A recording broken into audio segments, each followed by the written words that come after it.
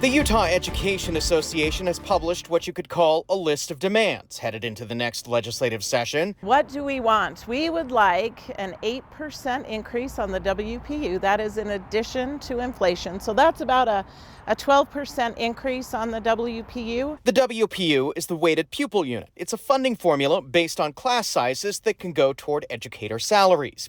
The UEA is also asking for money for recruiting and retaining more teachers, funding for advanced degrees, mentoring programs, and increased resources for school security, more counselors, and social workers. The union is backing a bill that would allow free meals for students in need, but it wants a moratorium on any more funding for vouchers and no new mandates on teachers. We'll have different mandates or initiatives that then just add to the plate in terms of what teachers are expected to be doing, and it just keeps growing and growing and growing. The UEA is currently negotiating with lawmakers who are proposing a constitutional amendment that reworks how education is funded. The income tax right now is earmarked for public education and some social services. Legislative leaders want to dip into that to pay for other state needs.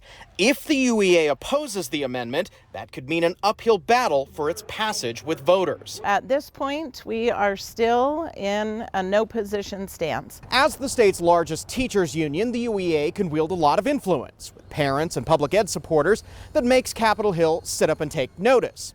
What the union wants will play out as the legislature begins the budget process in the next session. Senate Majority Whip Ann Milner, who often negotiates with education groups on funding demands, says they've added nearly $2.5 billion to public education, including $64 million last year for educators to do classroom prep time and collaboration.